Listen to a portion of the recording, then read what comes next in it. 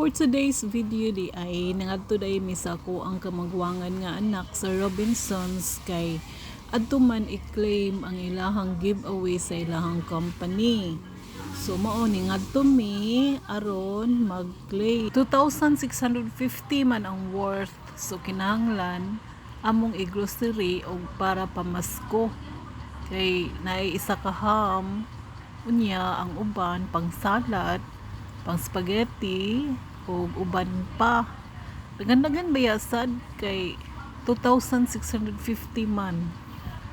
Unya, dito nami nagpili-pili sa Robinsons kay mao man ang tindahan nga gipili sa Robinsons ra. Nya mahal-mahal man sa ni ang price sa Robinsons no kaysa Gaisano Capital o Gaisano Grand Mall. Mahal-mahal gid siya.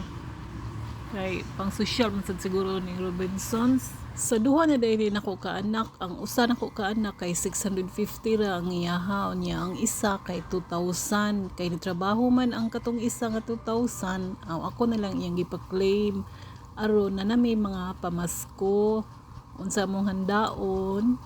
Susulit na kaayo kay kanang malibre na ba ang imuhang pamasko. Pag humana mo adto, diadto na sad mi sa Asian Home kay ang akong isa ka anak nakadaog man sa grand prize. Siya man ang grand prize winner sa ilang raffle katong nagparty sila.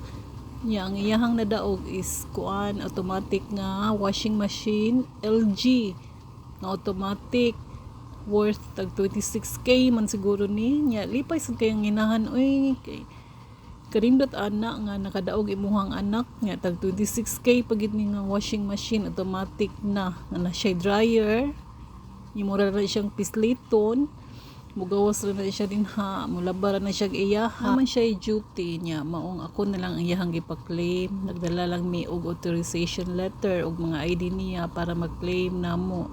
So mao ni ang washing machine ang LG gitistingan nila og mo work bagid ni siya. Nindot sad kaayo. Nindot kay siya nga washing machine. Kay automatic naman siya.